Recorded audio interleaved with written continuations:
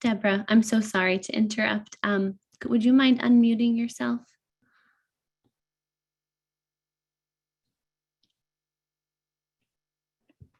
Perfect. Thank you so much. So welcome.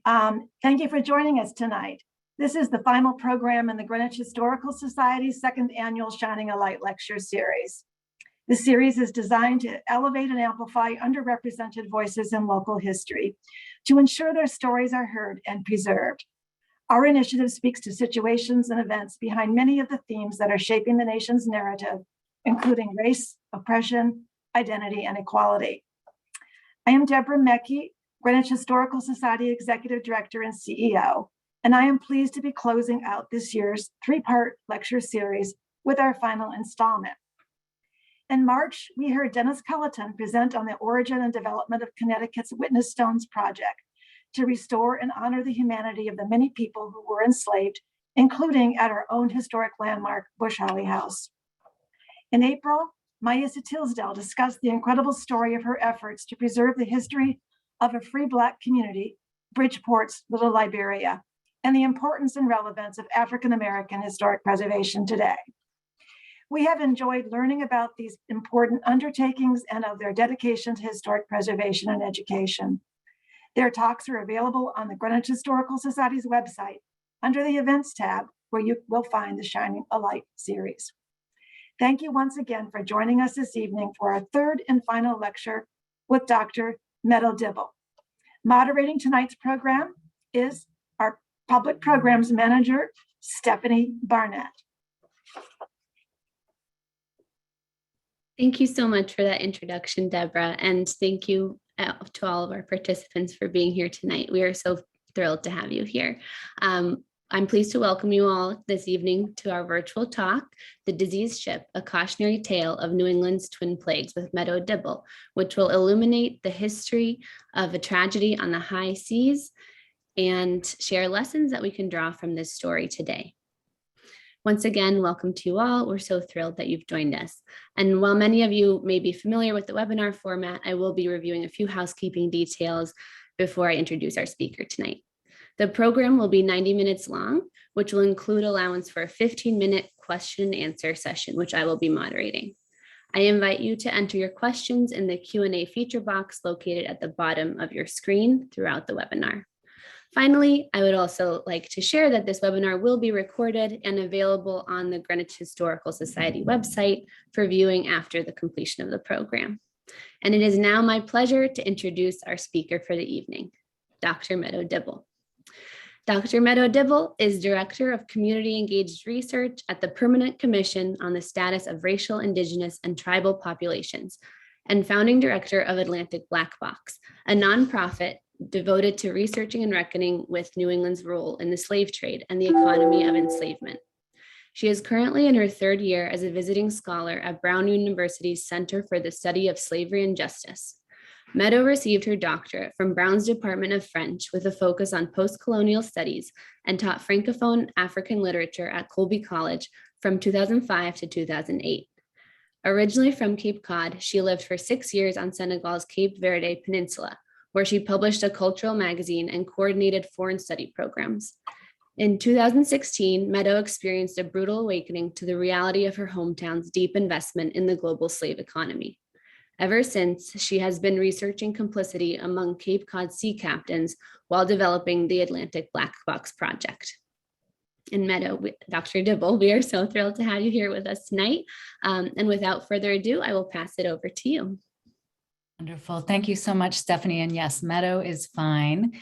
I really look forward to talking with all of you during the Q&A. I'm just going to make sure that I have the ability to share my screen. And thanks then to the Greenwich Historical Society for this really wonderful opportunity to revisit a place where I actually spent 2 years of my life as a teenager. And of course, at the time, I did not know or even begin to suspect that Greenwich could be in any way connected to slavery. It had never crossed my mind that enslaved people could have been forced to work on the very grounds of the Greenwich Historical Society or in any of the places that I so enjoyed during those years. How could I have guessed that the town's economy grew in past centuries from the exploitation of stolen land and stolen labor? But for the past 6 years, as I have been researching New England's deep complicity in the economy of enslavement, I have also been simultaneously rewriting the story of my life. I have found that I've had to, because I have discovered that what is true of Greenwich, Connecticut is also true of every place I have ever lived. In fact, whether it is my birthplace on Cape Cod, the city of Neuchâtel in landlocked Switzerland, where I spent my junior year in high school, whether it's Providence, Rhode Island, where I did my graduate work. All of these places profited heavily from the exploitation of African and African descended people. There is one great exception to this rule, however, Dakar, Senegal, as Stephanie mentioned, where I lived for 6 years after college. It was precisely from the Senegambia region that a majority of people who were enslaved in New England were taken. So one thing that I really hope you will take from what I'll be sharing with you tonight is that this history, while it may seem remote and far removed from us today, it isn't. It is in fact very present, and it is deeply personal. And the more we can begin to take history personally, I believe the better able we'll be to recover collectively from this deeply traumatic history. So in some ways you could say that without knowing this about the places where I have lived and that I've loved, their complicity in slavery, I actually didn't know them at all, which is to say I didn't truly know myself. I'm grateful to all of you for your interest in this topic, a topic that until recently has received fairly little attention, whether by scholars, local historians, or members of the public. But the more I learn, the more I realize that we've all been made blind to a history that's been hiding in plain sight for hundreds of years. So tonight, I hope we'll consider together, how is that possible? And I'm going to try sharing my screen now. Let's see. Okay, great.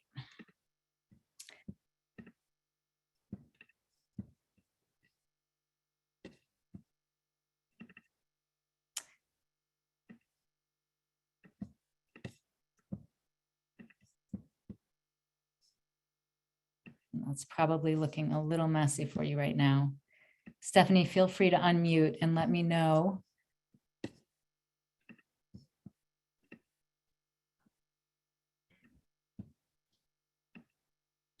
I think that's better there, Meadow. I think it may be zoomed in just a little bit on your slides.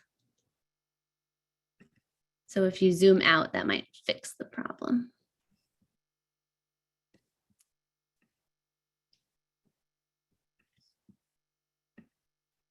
There you go. That looks better. Is that okay? Yes. Okay, great. Terrific. So tonight, as you listen to the story of the diseased ship, I hope you'll consider a few questions that we can talk about in the Q&A. How could a story as big as this one have been omitted from the historical record and entirely forgotten? What does this kind of oversight suggest about the way New England's history was written and how our collective identity in this region was constructed? And finally, I think the biggest question we all need to ask is, why does it matter that we know our history? If you had been standing on Boston's Long Wharf 203 years ago, on August 1st, 1819, you would have smelled it long before you saw it. The putrid odor that blew into the harbor that day made the entire city sick to its stomach. Dock workers, well accustomed to unpleasant odors, suddenly found themselves doubled over, wrapped in a sickly embrace, so sickening and suffocating they would talk about it for years to come. Even the customs agents who were sitting in their stately offices were not spared the revolting stench. Merchants, laundresses, candle makers, street kids. If you were human and you had a nose, you could not help but stop whatever it was you were doing to scan the horizon for the source of the corruption. And then it appeared, the 10 brothers, the long-awaited tall ship belonging to some of the biggest names in Boston shipping, Humphrey, Lyman, Dodge, Thorndike. These were the sons of New England's wealthiest, most influential merchant traders, at least one of whom had made a significant portion of his fortune in the slave trade. That's Thorndike. And when they had launched this joint venture 11 months earlier, this group of what we could call trust fund kids had expected it to reap major profits. And now their ship had finally come in. Only mortifyingly, it reeked to high heaven. And worst of all, from an investor's point of view anyway, there was very little cargo in the hold. Mostly it was just stones and ballast. It's a matter of common remark that no ship has arrived in our harbor for many years in so foul a state as the 10 brothers, attested one witness. It has been stated by people of veracity that the ship was extremely foul, echoed another, so as to be offensive to the senses, even when coming up the harbor.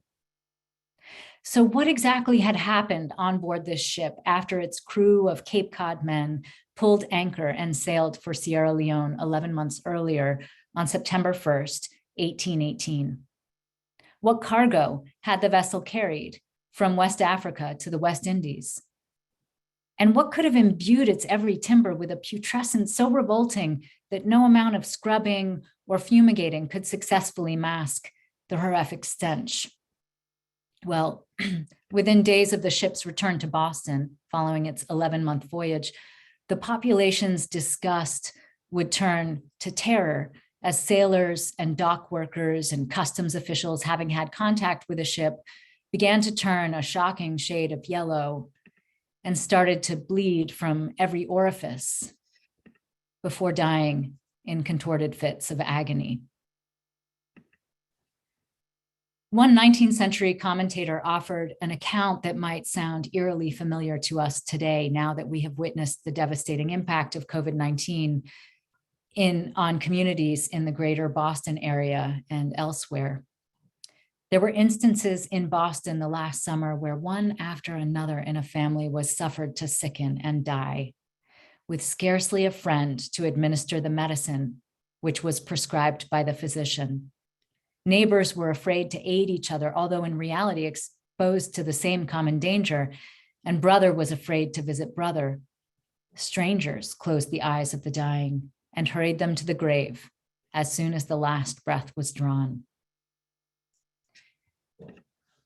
203 years ago now, a collective tragedy played out right here in coastal New England, much like the one we are currently experiencing on a global scale. Only in the summer of 1819, it was not the coronavirus that was wreaking havoc on the population. It was the yellow fever virus. And incredibly, just as investigators today have been able to trace the source of Boston's 2020 outbreak of COVID-19 to the fateful Biogen conference that took place at the Long Wharf Marriott Hotel in Boston. That was the first super spreader event in the United States. In that same way, the source of the yellow fever outbreak that ravaged Boston's waterfront 2 centuries ago was patently obvious to public health officials of the day. There it was, tied up at the end of Long Wharf like some malignant Trojan horse. The entire city pointed to the ship, the 10 brothers, and accused the vessel of carrying a plague in the place of a cargo. While a lot of folks have turned to history for answers about how we might handle our present challenges, most have sought to draw lessons from the devastating influenza pandemic of 1918. So why is no one talking about the epidemic that took place 100 years earlier? Well, that's because it was left off of the history books. I want to be clear. back in 2016, I had never heard of the 10 Brothers, although its captain and crew all hailed from my hometown of Brewster on Cape Cod. Back then, I didn't know the first thing, in fact, about New England's role in the slave trade. My training was in literature, not history. But everything changed one day when I decided to take a shortcut through the cemetery in my old childhood neighborhood, and I happened upon a white marble headstone where it was inscribed, Benjamin Crosby died in Africa, 1795, at the age of 27. Africa, I thought. What had Crosby been doing there? I had spent 6 years in West Africa myself, straight out of college. And although I was cautious not to jump to any conclusions, I felt quite certain our motivations in going were worlds apart. But could Crosby have been involved in the slave trade? I wondered.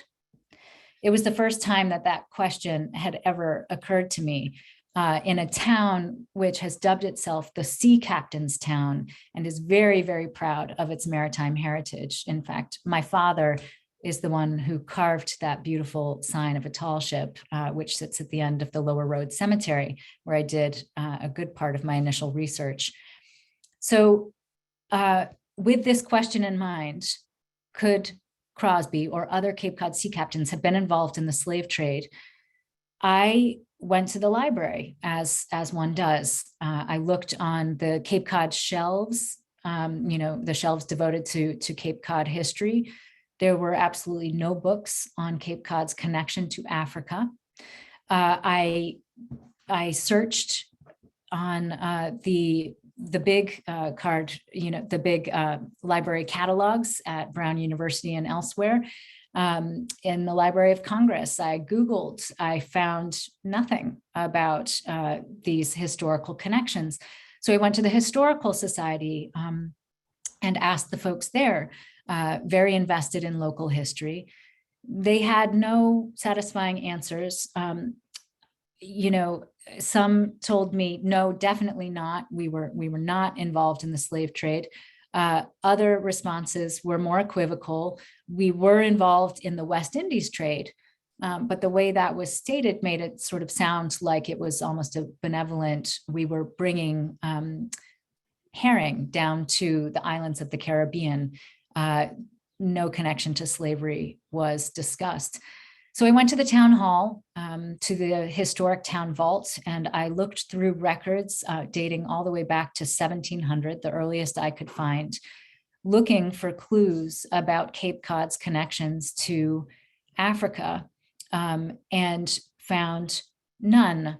I asked my friends and family, anyone who would listen. And finally, I learned that our town's most prominent sea captain had sailed to Africa. And I was in luck because he had written a memoir.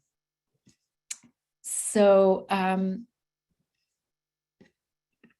here it is, a copy of the 1925 version of the memoir. And that is Elijah Cobb you are looking at, the man who literally created my hometown of Brewster by engineering its secession from Harwich in 1803. So this memoir was published by Yale University Press, and the house that he built in 1799, not too long ago, underwent a major restoration effort and became home to the Brewster Historical Society. From rags to riches, Cobb's story reads like a typical Horatio Alger novel. You may be familiar with the scenario. Horatio Alger essentially invented this best-selling formula, the rags to riches story. A boy born into poverty manages to overcome his humble beginnings through grit, wit, courage, and determination. And if you add to that list luck, charm, good looks, you've got Elijah Cobb. The Brewster boy had gone off to sea at the age of 15, and by the time his own son came along, he had amassed a small fortune. This merchant mariner accumulated many honors and titles over the course of his long and impressive career. Between voyages and after retiring from the sea in 1820, Elijah Cobb managed to serve Brewster in just about every capacity imaginable. He was town treasurer, town clerk, inspector general, justice of the peace. He was representative and senator to the Massachusetts legislature. And as a member of the militia, he climbed to the rank of brigadier general.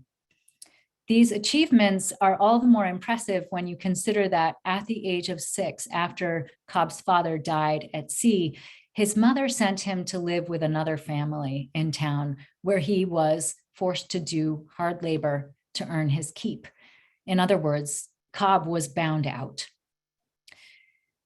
I'd like to mention that it's entirely possible that Elijah Cobb could have been a source of inspiration for the prolific novelist Horatio Alger, whose dime novels for boys could be found in virtually every American household throughout the Gilded Age.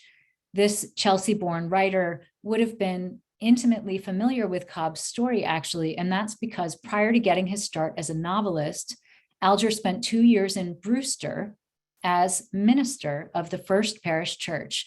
And this was just a few short years after the sea captain's death. And as someone so deeply invested in the possibility of rising from humble beginnings to glory, I think that Horatio Alger would have recognized in Cobb's upward mobility the very stuff of the American dream that he helped to articulate in his novels. Here in Cobb was a true self-made man. In his memoir, Cobb talks about his first overseas adventure in Suriname, about trading in the West Indies, about his travels between Southern American ports during what he calls his coasting years. And in some ways, you could say he doesn't hold back. He admits to all sorts of illegal and unscrupulous acts that actually made him a favorite among Boston's shipping elite. He smuggled contraband. He cheats the embargo. He bribes his way into and out of European ports on a regular basis. He outruns the British Navy. And he even famously manages to get a private meeting with Robespierre at the height of the Reign of Terror during the French Revolution. He would do anything to secure big returns on his employer's investments. In bragging about his exploits, Cobb comes off as a bit of a rogue, but a fairly charming one. He's the sort of character featured in so many Hollywood blockbusters who we idolize for their pluck and cunning, for their willingness to do anything for the love of the chase. But we really should not mistake braggadocio for full disclosure. Cobb's memoir is just as notable for what it does not tell us.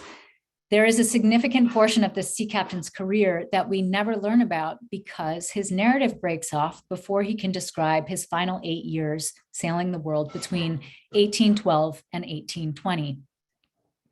In a note that must have accompanied the first printed edition of Cobb's memoir in 1857, his grandson explains that the sea captain's health prevented him from recounting the rest of his overseas adventures. And it's certainly possible that ill health was the main obstacle. After all, Elijah Cobb was 75 when he wrote the bulk of his memories. But this explanation creates the impression that Cobb was physically incapable of finishing his memoir. And that is simply not the case. He was still writing letters to his granddaughters in 1845. That is 2 years after he stopped writing his memoir. So I had to ask, what really caused Cobb to end the story of his seafaring career 8 years early? Let's take a look at what he left out. The disastrous 10 Brothers voyage, the story of how he sailed into Boston's harbor in July of 1819 to complete a triangular journey that had all the characteristics of a slaving voyage. I want to mention that letters appended to the 1925 edition of Cobb's memoir testify to the fact that at least 2 African voyages occurred in 1817 and 1818. But when a new streamlined version of the memoir was published in 2011, the letters were left out, so that no mention at all is made of any African voyages. And it's possible to say that the only reason we know Cobb made these African voyages is because he caused a public health crisis in Boston. This is the vessel with its basic characteristics. By all accounts, the ship was big and beautiful and fast. It was built in 1810 in Sullivan, Maine, when Maine was a part of Massachusetts. It's just a short sail up the coast from where I am today in Portland. The crew was made up of men and boys from Brewster's greatest seafaring families. The fact that the crew was so homogenous is highly unusual. You've heard the expression a motley crew. Well, on a typical voyage out of New England, you would have had a real mix of people, not only from various New England coastal towns, but from around the Atlantic world. Here, it was as if there were a rule in place. In fact, only Brewster men will participate in this journey, which is interesting. But it speaks to a real intimate relationship that existed between Boston and Brewster, which produced an extraordinary number of sea captains for the port of Boston. There was a second vessel sailing in consort with the 10 brothers, and that was a smaller vessel called the Hope. It was a schooner, and this one was captained by David Nickerson. Here you see that Isaac Clark is the supercargo, and that means that he was responsible for all trading. I failed to mention that here, looking at the crew of the 10 brothers, you can see that Elijah Cobb was not the captain of this voyage. He was the initiator, and he was serving as supercargo on the larger vessel, but he had appointed Joseph Mayo to serve as captain. So interestingly, we know very little about the rest of the crew of the schooner. It's truly shrouded in mystery. But one thing I want to point out is that Isaac Clark was Elijah Cobb's best friend. These two were truly thick as thieves. Remember, I mentioned Cobb had created the town of Brewster in 1803. He did that in collaboration with Isaac Clark. In fact, apparently the papers were signed, the secession papers were signed at Isaac Clark's desk. He was essentially running the town of Brewster at this point. He had retired from the sea, and he was living a fairly quiet life when, as his granddaughter reports, he was coaxed out of retirement by Elijah Cobb, who came knocking and saying, you cannot pass up this opportunity to make a lot of money very quickly. And so Isaac Clark agreed to join this venture. I do want to point out before moving on that slaving voyages were often configured in precisely this way, with a large vessel and a second, an auxiliary vessel or a tender, sailing in consort. So the smaller vessel would typically hold the food and items of trade. It was also very convenient for sailing up rivers and getting into places that the larger vessel couldn't navigate. Another thing I'd like to point out here is that both Elijah Cobb and David Nickerson, who was captain of the Hope, they had something else in common, which is they'd both served as captain of a different vessel, the Monsoon. Now, it implies that they were likely working for the same merchants and working within the same networks. Well, the Monsoon was a slaving vessel. This is a documented slaving vessel. You can find the information on slavevoyages.org, a really important database that is our best existing resource on on the slave trade period, and there are many really wonderful resources for educators as well that I hope folks will check out. But here you can plainly see that the vessel, the Monsoon, departed from Massachusetts, that initially there were 267 enslaved people aboard. And by the end of the voyage, that number had dropped to 201.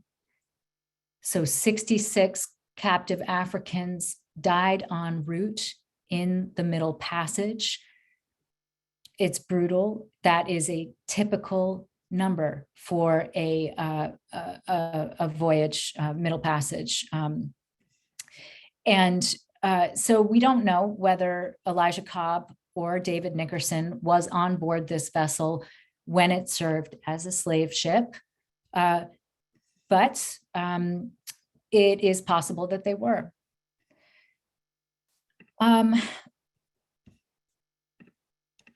The two vessels departed Boston at slightly different times, but we do know that the 10 brothers left on September 1st, 1818 for the coast of West Africa.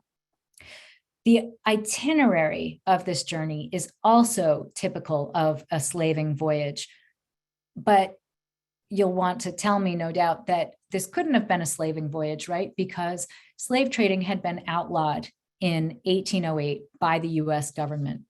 Well, the reality is the practice continued long after that prohibition.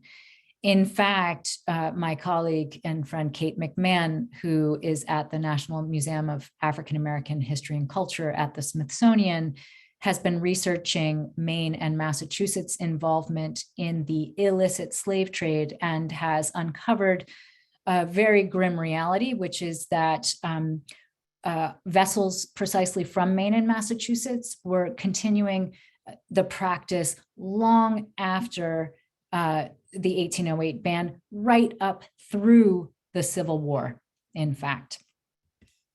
It was carrying, we know, cargo that was typical of a slaving voyage: tobacco, rum, cloth, and they mentioned hardware. That could be guns, it could be manacles. So the first port of call is Lomboko in the Galinas region of Sierra Leone. This was prime slaving country. Slave trading was the main industry here. And the illegal trade thrived here. US ships could not be boarded by the British, who were the only ones at this point even attempting to suppress the slave trade.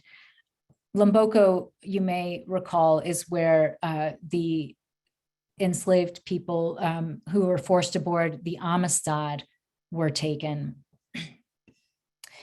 This area was known as a white man's grave, mainly due to the prevalence of yellow fever, malaria, other tropical diseases. But despite the very high mortality rates among white mariners, so many considered that the risk was worth it because that is how lucrative the trade was. And of course, this was not just a graveyard for white mariners. The slave fort at Lomboko was known as a capital of cruelty, a place of mass death. So whether or not Cobb and his crew were trading in slaves, doing any business here, they would have not only witnessed these horrors, but they would have been complicit in them. From Sierra Leone, the vessel moved on down the coast toward Ghana. And, you know, at the outset, the intimation was that they were trading, what they were looking to trade, the commodities that interested them were ivory and gold. Perhaps, right? This is perhaps this was what brought them to West Africa. But scholarship says that legitimate trading, there was very little legitimate trading, that is to say, not involving enslaved people, happening in this part of West Africa at that time. That would come later in the 19th century, and it would be more primarily focused in the Senegambia region. Here, ships came here to trade in enslaved people. This is Ghana's Elmina slave castle, as it is known, an old image and one that depicts what it looks like today. So the vessel then, after reaching Ghana, left the coast for Principe. They called it Prince's Island. This is an island, now an island nation with Sao Tome. And these were former Portuguese colonies. That is an image of what it looked like then. This is a present day image. Cobb and his crew would have seen this tropical paradise. They would have also seen what these vestiges of Portuguese plantations. So the island was covered end to end in sugar and coffee plantations. Those were the primary commodities. Mariners, seamen would come to trade for coffee and sugar. But again, primarily the reason these traders would come to Principe was to purchase captive Africans. And this site was considered preferable to trading along the African coast because there was less sickness here, better winds, less risk of yellow fever. So let's just pause here for a moment and talk about the trade that these men were involved in, the commodities that they may have been after. So what you see here is a clipping from the ship news column of a Boston newspaper, the Columbian Sentinel. And you can see on Monday, ship 10 Brothers, Cobb, captain, is coming from Princess Island, also known as Prince's Island or Principe, Africa, via Saint-Pierre, Martinique, carrying a cargo of ivory and coffee. Okay, that is what was reported as the vessel made its way back into Boston Harbor. But when Cobb wrote to his wife from Principe, and we have this letter, justifying his long absence, he said, honey, don't worry, I'm going to be a couple months later than expected. I'm waiting for the coffee crop to come in. Okay, so that corresponds to what we see here in the press. But the problem is that the ship wasn't carrying a commercial cargo of coffee when it arrived back in Boston. It just had a small amount and it was rotten and there were bugs in it. It's highly unusual for a vessel to return mostly stones in ballast on a voyage, on any transatlantic voyage. These folks were looking to make money on every leg of the journey. So a typical cargo coming back from the West Indies to Boston would have been sugar and molasses purchased in the West Indies or traded in the West Indies. So what about this coffee? Could Cobb have bought coffee at Principe and then sold it in Martinique? Well, that's extremely unlikely, and it makes absolutely no economic sense. They grew coffee in Martinique. So why would you sail to West Africa to buy something that he could have acquired very easily at much lower costs by sailing directly down the eastern seaboard to the West Indies, as these trade routes had been firmly established at that point for a couple of centuries by then. So when investigators from Boston's Board of Health came on board the vessel after it arrived back in Boston, they discovered a few ears of putrid corn stuffed up into the timbers of the ship between the decks, they said. And they asked Cobb about it, and he said that is what he had purchased in Principe. right? You don't see corn declared here on arrival, right? But when he was interrogated by the officials, he said, oh, yeah. It was 1,800 bushels of Indian corn that I purchased at Principe and then sailed the corn to Martinique. And that is what I sold in Martinique. So now we have to wonder, does that add up? Indian corn is a crop native to New England.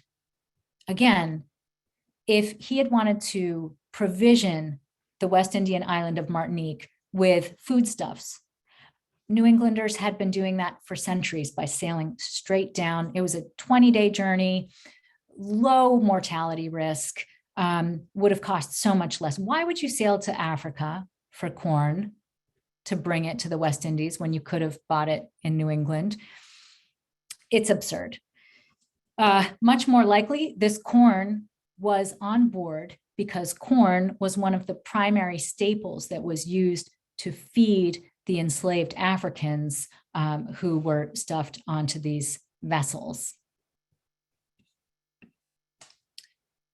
So the Hope and the 10 brothers are in the harbor at Principe, and suddenly captains and crew, they start dropping like flies. They're being mauled by mosquitoes, but they don't make the connection between these mosquito bites and their sickness. Well, within a few days, Cobb is in total distress.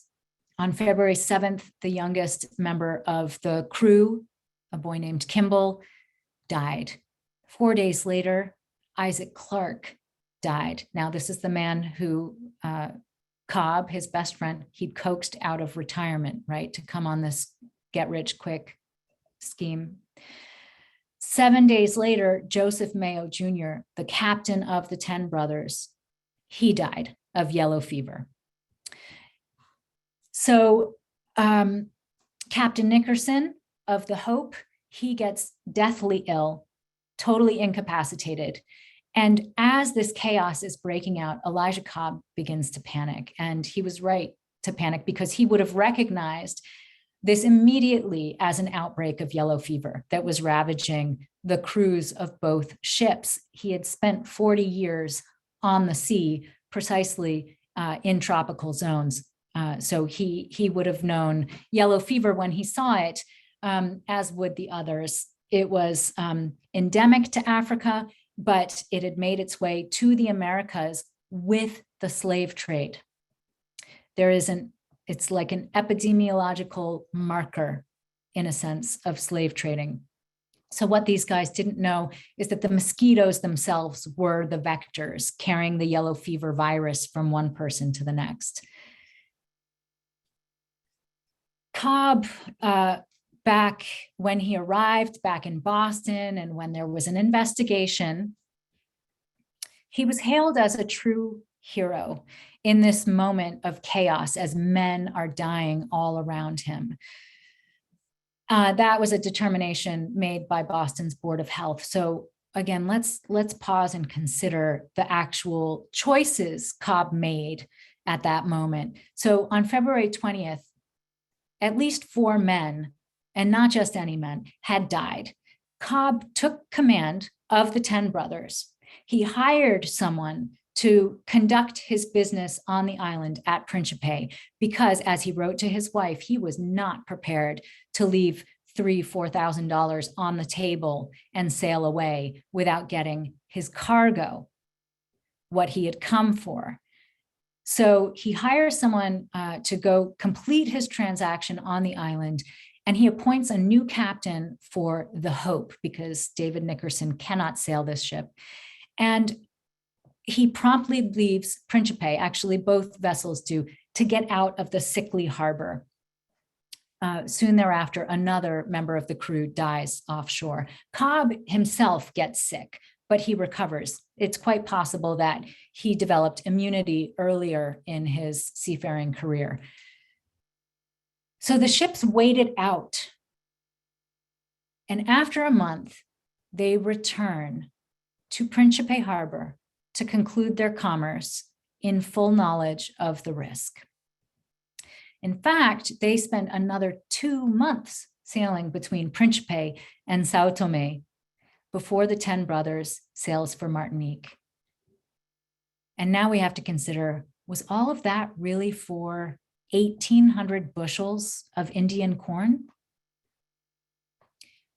Was carrying corn to Martinique really worth risking the lives of his remaining crew? So it was that the 10 brothers sailed to Martinique. Cobb had instructed the new captain of the Hope, John Dillingham, to sail back ahead of him to the Americas. So on May 19th, the 10 brothers departs, and it just makes a 41-day voyage across the Atlantic. We saw the figures earlier for the Monsoon. We saw the high mortality rate of the enslaved Africans on board that vessel as it made this passage. I want to ask you to imagine now this vessel, the 10 brothers, not full of ivory, because it wasn't, not full of coffee, because it wasn't, not full of Indian corn, because it wasn't, but full of captive Africans. This is something that folks have failed to imagine for a couple centuries now. So I want you to imagine in the hold of that vessel, the dank and wretched hold, that there were human beings who were made to endure this journey with mosquitoes carrying the yellow fever virus, proliferating in the dank hold. I asked Marcus Rediker, who is one of the premier scholars in the United States of the slave trade, for his opinion on this voyage. And while, it would take a closer look, of course, to determine, for him to determine, was this a slaving voyage or not, he did offer that the average slave ship of about 160 tons carried approximately 300 Africans. He said yours, the 10 brothers, could have carried as many as 400.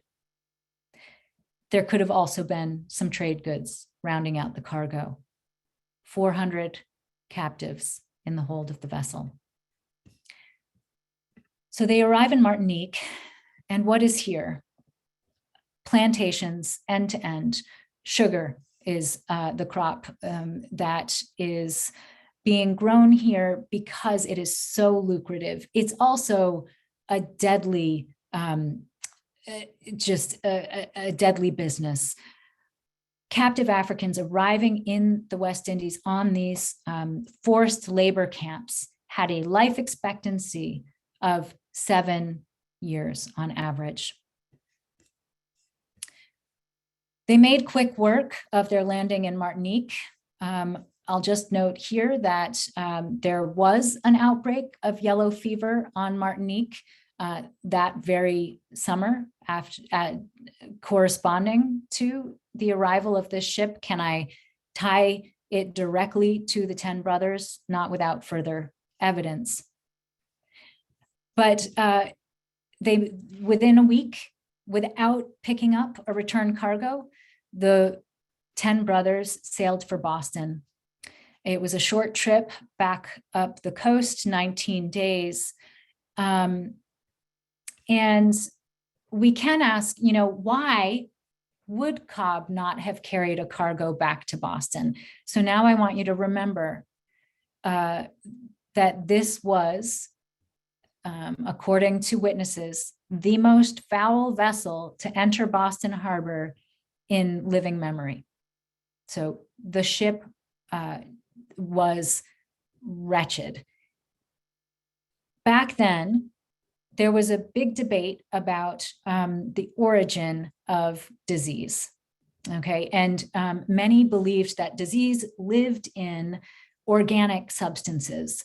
So there was a whole school of thought that thought yellow fever, for example, could live in, for example, sugar or coffee. So maybe Cobb, anticipating, knowing that he was sailing an absolutely foul vessel back to Boston, would have known that any commodity he would have placed, any organic matter he would have placed in that hold, would not have been saleable arriving back in Boston.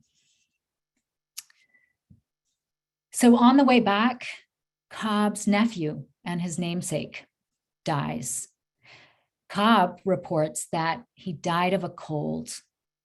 He caught a cold and he died. The vessel arrived in quarantine at Rainsford Island, also known as Hospital Island. This is a fascinating place that I've been to a couple of times. And it was here that all vessels coming from the tropics between May and October were to stop necessarily and wait out a period of time. And these quarantine regulations were put into place following the absolutely devastating yellow fever outbreak of Philadelphia that occurred in 1793.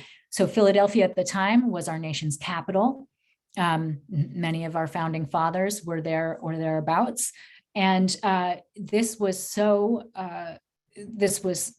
just such a tragedy on such a scale that 5,000 Philadelphians died in this outbreak, and 20,000, I think it was in 5,000 out of a total population of 20,000.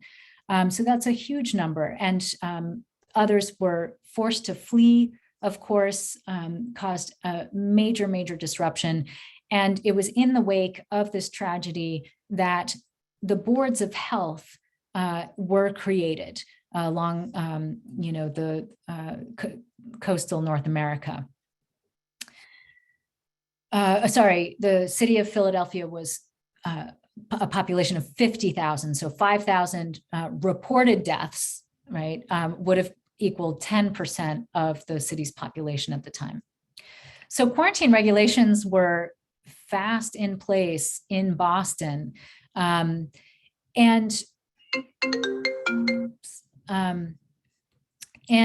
for very good reason. The point, of course, of quarantine was to prevent such a tragedy from ever happening again.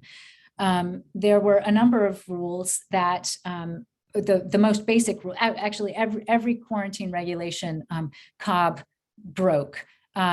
So he didn't wait out the time that he should have.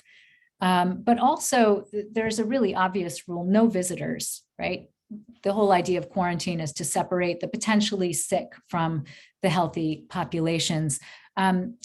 Cobb flouted this rule in arriving with the 10 brothers as well. He hired a pilot to bring a number of people to Rainsford Island to board the 10 brothers, including his wife, 2 of his sons, his nephew, and interestingly, John Dillingham, the man he'd appointed to captain the Hope back across the Atlantic. Why did he do this? Why indeed? Was he so anxious to see his wife and family that he couldn't wait another couple days? So many people had already died on board that vessel. It was extraordinarily foul. Why would you invite your family on board? Well, I think there's a very strong possibility it was a photo op, and I'll explain momentarily. When the vessel docked in Long Wharf, and it did so days before it should have, and when the hold was opened by dock workers, customs agents, anyone who had contact with the hold of that ship quickly got sick. So within just the first few days, and yellow fever can take 5 to 7 days to manifest. So of course, imagine the customs officials going down into the hold, they get bit by a mosquito, they come out, before they know they're sick, they go on board another vessel in the harbor. Now they're bit by another mosquito that is not carrying yellow fever, but now that mosquito will become a new vector of the virus, and so it spread. And you're looking at some figures here that are, I really have to underscore, these were reported deaths, and everyone knew that the authorities were trying to hide the actual number of deaths. The stories circulated that hundreds, if not thousands, were in fact dying, and people fled the city. One family, that of Benjamin Wild on Fort Hill in Boston, almost every member of that family died, but none of those deaths were reported in the press as they were meant to have been. And that's how people started realizing that the authorities were not reporting. And then finally, forced into a corner, the Board of Health declared that Benjamin Wild and his family had died of drinking cold water. The physicians who were on the case and who were trying to tend to the ill as this outbreak spread, they were all well-respected physicians, and they came one by one to the Boston Board of Health and said, we have a yellow fever outbreak on our hands. And one by one, the Board of Health tried to discredit these physicians in the press, telling the public not to believe them. This was not yellow fever. Why would they do that? Well, as soon as the Board of Health, as soon as they would recognize that this was yellow fever, that would obligate them to shut down all shipping into and out of the harbor. They would have to quarantine the Port of Boston itself. The Board of Health, I'll note, was not full of physicians.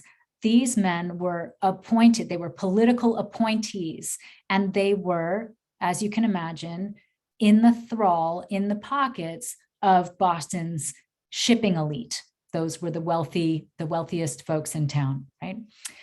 I was able to find in the internal records of the Boston Board of Health, held at the Boston Public Library Rare Books Room, this fascinating report, redacted, painstakingly redacted, every word on every line. And here you can see that someone tried to reconstruct at least the first line. And from that, we're able to learn that this was a report made to the Board of Health by Dr. Welch, or Welsh, as it was often written. He was the port physician. So there was a cover-up in the works. Boston's health officials did not want it recorded or known that this was, in fact, yellow fever. But one thing they could not hide was the fact that all of these yellow fever deaths, were connected to the 10 Brothers ship. They knew this through, it was absolutely obvious to everyone, contact tracing. The first 18 victims all had direct contact or indirect with the vessel.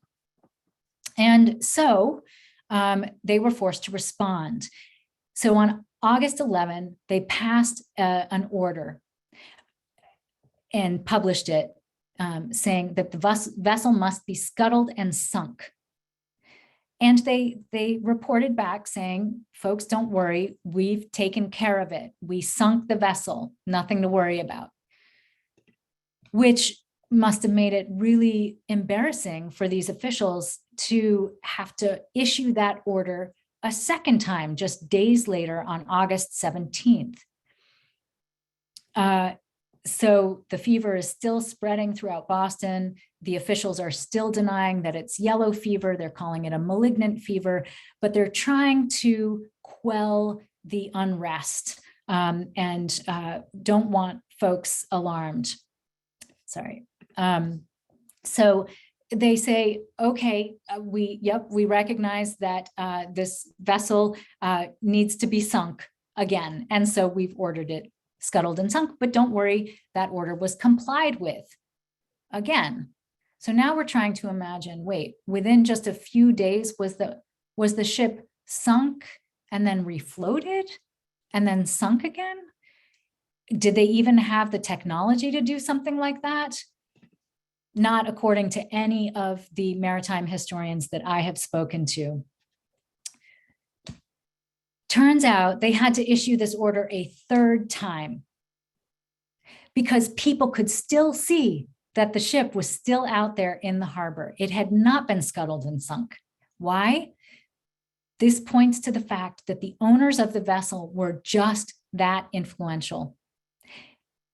They didn't have to obey the orders of the Boston Board of Health. They were more powerful than those folks, and they quite liked this vessel. So it was ordered scuttled and sunk a third time due to public outcry. And the public was also accusing Cobb of two very serious crimes: contraband slave trading and knowingly bringing the plague to Boston. That is, they say he knew this was a diseased vessel, and he, despite that, sailed it right into Long Wharf and caused untold death. Cobb was so nervous about these accusations that he felt he had to respond in the press. And this is really sort of a virtuoso performance of all kinds of rhetorical devices, but, appeal to pity, he denies, of course. But the real clincher in his argument at the end, he says, would I have invited my wife and my family on board this vessel if I believed it was a diseased vessel?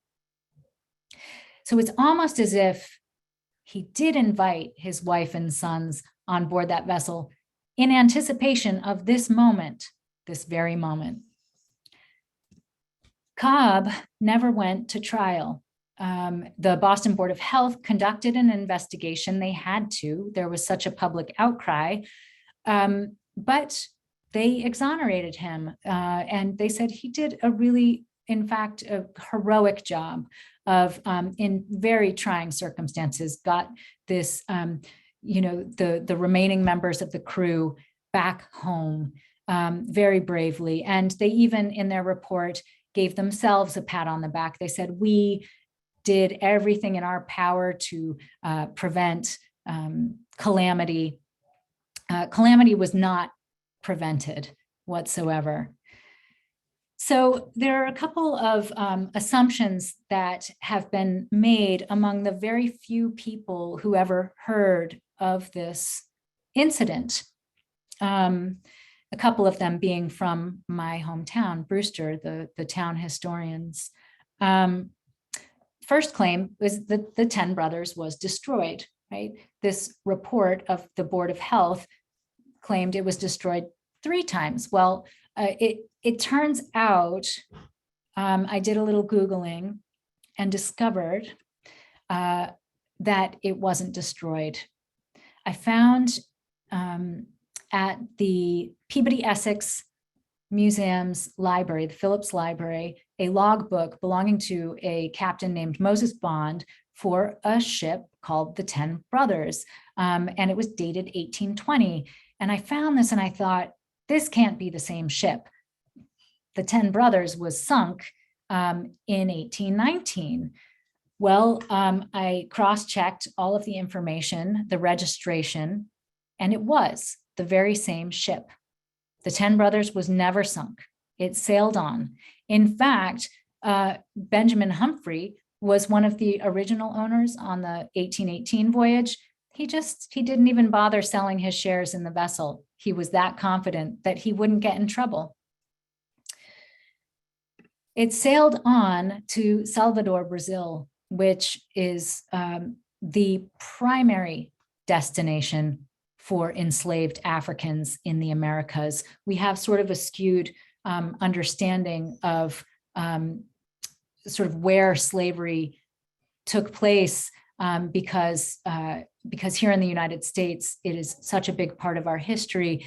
However, when you go to slavevoyages.org, you can check out the really important interactive maps and get a sense for actually where the majority of captive Africans were being shipped to. And so in comparison, roughly 400,000 captives were brought to North America over the course of the entire slave trade, 400,000.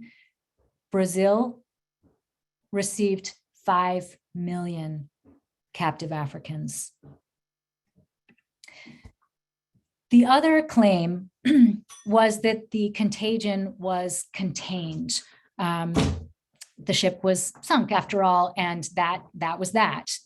So no disease spread. Well, that is not true. The disease spread not only through Boston to devastating effect, but it spread to New York. And New York port officials pointed directly to the 10 Brothers vessel, and they said, this ship, you gave us yellow fever. They were livid and they rebuked forcibly. They rebuked the Boston health officials and said, you should have quarantined yourself. But here we are, all of lower Manhattan was shut down. People fled by the thousands. It was devastating in the summer of 1819. So it spread, continued to spread down the eastern seaboard to Charleston. So the further you go south, the longer the span of yellow fever is going to extend. In other words, the mosquitoes infected with the yellow fever virus, they don't die off until the first frost, which in the Northeast, happens pretty early into the fall. Not so in Charleston. So already by September 15th, there were 105 reported deaths. Please know that that is a great underestimation. And the season wouldn't be over for another couple of months. Baltimore was hit extremely hard. There were 2,287 reported deaths in that city. And they had to set up a tent city. They didn't know what to do. All they could do was pray. And it didn't only affect port cities in the United States. This spread throughout the Atlantic world in 1819. Halifax, Nova Scotia, New Orleans, Halifax had to respond. That's very far north, but they felt threatened. Liverpool quarantined all ships from the United States. The death toll was just devastating in the Caribbean, and a very rare event, the yellow fever virus made its way all the way back to Spain. And what did the Boston Board of Health do? Their response was, well, they shrugged. They said, diseases are heaven's messengers. This is how God speaks, which is really a strange thing for public health officials to say when you think about it. They were appointed to prevent precisely this kind of thing from happening using science. Meanwhile, Elijah Cobb was able to go back to his comfortable home in Brewster, where he retired from the sea and became a gentleman farmer. He was never held accountable, though 7 Brewster men died. Sorry, my cat is introducing herself. 7 Brewster men died on this voyage. Did the townspeople hold Cobb accountable? Did they want to, tear him limb from limb for as the responsible for the deaths of their loved ones? No. Interestingly, many of those honors that I mentioned to you at the outset actually were hoisted upon Elijah Cobb following this incident. You almost might call it a whitewashing. Elijah Cobb was buried under a white marble headstone of his own, on which it's inscribed, "The end of the upright man is peace." That is how we have chosen to remember him. And if you go to the Cobb House today, he is still quite steadily standing upon a pedestal. So I am going to stop sharing here, and I am going to welcome your questions and conversation. Thank you so much for that wonderful talk, Dr. Dibble, and for sharing that story. We have some great questions coming in from the audience. If you have not yet submitted your questions, please feel free to do so. You can find the Q&A box at the bottom of your screen. And we'll just start off with this one, Dr. Dibble, about, you showed some really fascinating documents, I think, that you were able to find throughout your research process. And I'd love to hear a little bit more about how you were able to resurface the different parts of this story that you told, and what that recovery process was like for you, both as a scholar and with the connections that you have, with the story taking place in your hometown. Sure, thanks for that. It's an ongoing process, first of all. This is a story that I have been working to uncover since 2016. There is much yet to be done. I'm not able to work on it full time, but there are other archives that I desperately want to consult. There's just a lot more work that can be done. But in terms of the work that I have done to present, that resulted in these discoveries, I'll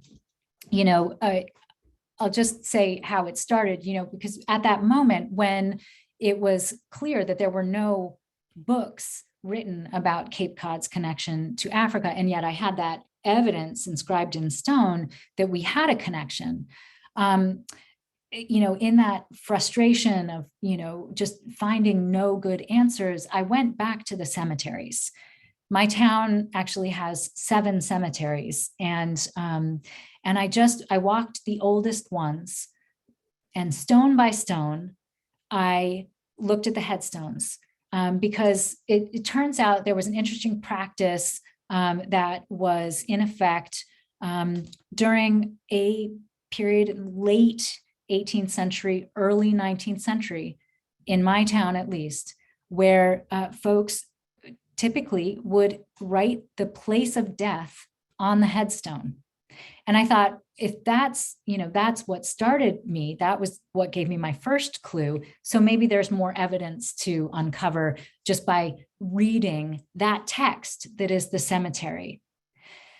And so systematically, I went stone to stone, and I just wrote down where each of these men had died. And I cross-referenced that information with information in the vital records of my town. Everyone can do this, and I highly recommend it.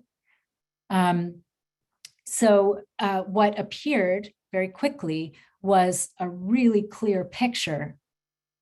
More men from Brewster, Cape Cod, had died in the West Indies than had died anywhere else in the world aside from Brewster. In fact, more men from Brewster had died in Havana, Cuba, than anywhere but Brewster. Why? What were they doing in Cuba? What was drawing them there? Almost like it looked like a feeding frenzy in the early 19th century. What could be drawing them there was the next question. And then fortunately, there has been scholarship on, this is brand new, by the way, so I haven't had a chance to read this yet, but it's titled Cuba, an American history. And thankfully, there was existing scholarship on New England's connection to Cuba. Cuba, it turns out, became the hub of the sugar trade after the Haitian Revolution. And as such, it became the hub of the illicit slave trade. So this is where Americans were going for their sugar. This is where American vessels were sailing with captive Africans in their holds to replenish this labor force that was dying at, just as I mentioned, at these really absolutely inhumane rates. So that's sort of, those were the early steps. And then the research, having gotten my bearings a little bit, and I did a lot of cold calling to scholars. I'm not a historian, I studied literature. And so I reached out to a lot of historians whose articles I was finding.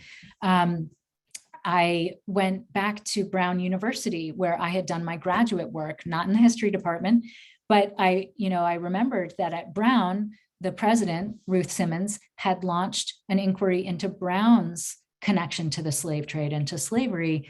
And so I looked back to Brown for help orienting myself in this field. And Brown had, in the interim, created the Center for the Study of Slavery and Justice, which is now producing a really great amount of work to illuminate this history.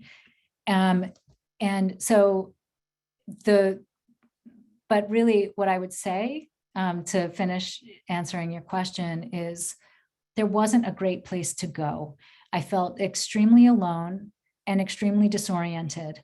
And that is why I created Atlantic Black Box, this organization that, whose purpose is to support and empower individuals and communities throughout New England in doing this research and picking up a shovel and digging right there where they are. Because as big as this diseased ship story is, it is not the only story. These stories are in every single one of our towns. Thank you so much. We have another question from our audience who is actually wondering what happened to Cobb's wife and children after they came on board the diseased ship. Well, they were just fine, I'd like to assure you. And I have no doubt that they stayed above board. Now you can hear where that expression comes from, right? When something is above board. So as long as they stayed above board, there was little risk of them being bit by the mosquitoes that were carrying the yellow fever virus, because they were propagating in the hold of the ship. And it wasn't until the hold was opened that people began dying. So he must have known, from experience, that would be the case, that they would be fine as long as they stayed above board. That's so interesting. I hadn't thought about that expression that way previously. So many expressions, so many expressions. Yeah. Our next question actually relates a little bit to what you were speaking to in terms of the number of these kinds of stories that have yet to be unearthed. Our audience member writes, Massachusetts outlawed slave trade in 1783, and so did many other New England states. Why do New Englanders think they were exempt from the stain of the slave trade? Certainly, Rhode Islanders had long been involved in the triangle trade. How did owners of the 10 brothers evade prosecution by state and federal authorities? Yeah, great question. I mean, and that's the work that, I think lies before all of us.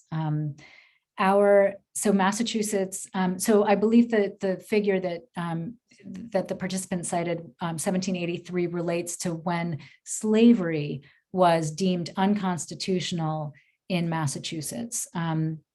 It was deemed incompatible with the state's constitution and thus began abolition. It was not immediate. And that came about, I really want to underscore, not because not because folks had sort of a change of heart, but because enslaved people were filing freedom suits. They were suing for their freedom in Massachusetts courts. And that is how abolition occurred in Massachusetts, including Maine. But 1788, so the speaker wasn't far off, 1788 is when slave trading was banned by Massachusetts. So right, 1788, and this vessel departed Boston in 1818. That's 2 decades, right? Or no, sorry, more than that. Right, 40 years later, am I getting that right? Somebody help me with math. How is that possible? That that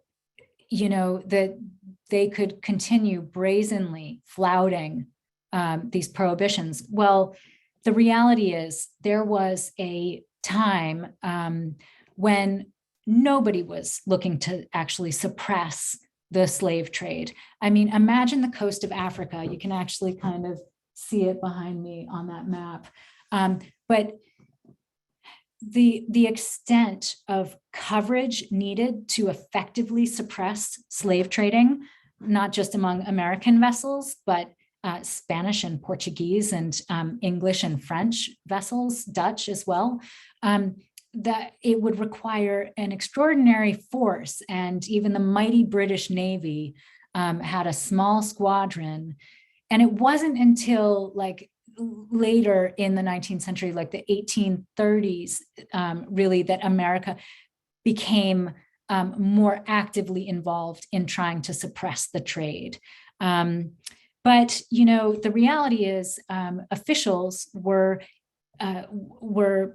in the pockets of these wealthy merchants. They could be, their blindness and their deafness could be bought at a price, and it was. There's only one man, one American, who was ever convicted of slave trading and punished with a, to the full extent of the law as a capital offense, because it was coincidentally in 1820, right after this 10 Brothers incident, that slave trading became punishable by death. It was equated with piracy and became punishable by death, US federal law. Well, only one man was ever hanged for the crime of slave trading, and that was Captain Nathaniel Gordon from Portland, Maine, where I am today. They got away with it. Thank you for sharing that. Just as a follow-up to that, do you have any thoughts on the connections to the Amistad case, which I know you also mentioned in your talk, in terms of prosecutions against captains involved in that incident? Well, studying this, it's horrifying to realize that there hasn't been any accountability. I mean, virtually none for New England captains. When you think about it, their crimes were committed largely elsewhere. So while there are certain New England states where slavery was a practice that was sort of widespread and visible, Connecticut, Rhode Island, in much of the Northeast, we've been able to forget our connections to slavery because it wasn't as manifest and prevalent as in the South. And we don't have large plantations, so-called plantations, to remind us of our connection to these heinous crimes against humanity. We don't have Confederate statues. What we have are beautiful sea captains' houses. And those sea captains, they were committing their crimes overseas, out of sight and out of mind. And they were able to scrape their sins from their vessels before they got home. And they came home, and it's not as if people didn't know, they knew. They knew, and we have the evidence that they knew, because these things would from time to time get reported in the news. But the communities were all too happy to accept the wealth that they were bringing home. And so our communities were complicit, deeply complicit. And somehow this is something we've managed to forget. We buried it, we covered it up, and an amnesia set in. And today, in order to really, really embody the kind of inclusive communities that we aspire to be, we need to actively recover this history. We need to, I believe, each of us as a civic duty, we need to actively become involved in one way or another in this massive regional work of historical recovery. Very, very well said. And that actually leads, I know I want to be mindful of time. We have so many great questions, but we would love to know where we could learn more about this and the work that you have done with Atlantic Black Box, in addition to this story. Yes, absolutely. And Atlantic Black Box is just, please check it out, atlanticblackbox.com.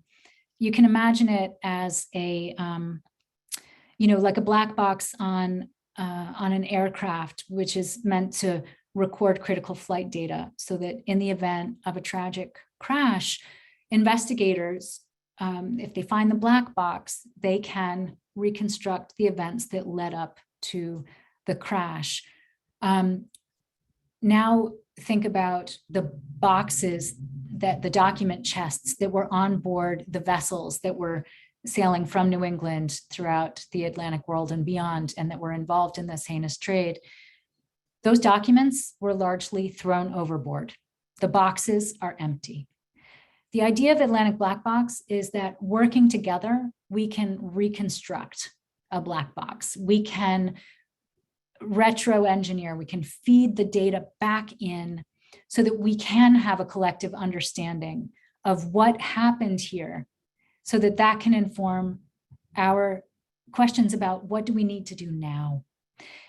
So it is, Atlantic Black Box is a place where communities and individuals and institutions can get resources they need to do this research. They can find community. They can find other people doing this research and learn from one another. They can share their stories about what they are finding, and also learn about other events happening in the region, so that, because the depth of our ignorance, and I'm like the first to plead ignorant here, the depth of our ignorance is so great that we've got to accept we're going to be on a learning journey for a very long time. And so really that's the idea, it's a place to sort of hold this information. Perfect. Thank you so much. And I, for those of you here with us tonight, I will be sharing Dr. Dibble's contact information as well, should you have any further questions and would like to contact her to learn more about this story or the work that the Atlantic Black Box Project is doing. And we have a couple more comments. Dr. Dibble just commending your talk this evening and giving you a round of applause, and also wishing you a very happy birthday. Thank you so much. We know that it is your birthday this evening, so we're very happy to be celebrating with you as well. I appreciate that. Well, honestly, when you asked about dates and suggested April 21st, I thought, yeah, there's nothing I'd rather do than share this story. It feels like your attention to this critical subject feels like a real gift to me. So I'm grateful to all of you. Thank you for the gift of your time and interest. Thank you so much for joining us this evening. We have been so honored to have you. And I will close this out with just a few announcements here before we head out tonight. We do have some upcoming programming that we are very excited to share with you. Our next program that we are launching will be this summer's Discover Greenwich series, which will aim at building community across our town through exploring, enriching, and engaging in various ways. Our first program that will be a part of this will actually be launched on Thursday, the 12th. So we invite you all to join us. You can find more information on that launch event on our website and reserve your tickets there. as well as learning more about the various walking tours, lectures, and demonstrations and other activities that will be a part of that program series. So we encourage you all to head to our website and learn more about those programs. And finally, I would love to share Dr. Dibble's contact information here. I will also be sending a follow-up email to all of our participants, which will also include the link to the website that Dr. Dibble mentioned, the Atlantic Black Box Project, so that you can check out all of the excellent resources that she shared there. And feel free to reach out with any questions to me as well. We'd love to hear your feedback on tonight's program as we continue creating inclusive and engaging events and programs here at the Greenwich Historical Society. So if you'd like to share your feedback with us, you can go ahead and scan the QR code on the screen with your phone, or answer the survey questions in the follow-up email that is sent out. I will also inform you of when the recording will be made available. And once again, we are so thrilled to have had you here this evening with us, Dr. Dibble, and very, very happy birthday again. I think this story that you shared with us and your larger connections to our current conversation in the country and the world really are so important. And we're really, really grateful to you to have shared that with us this evening. Thank you so much. It was such an honor and a pleasure. Thank Goodbye, you. everyone. Good night.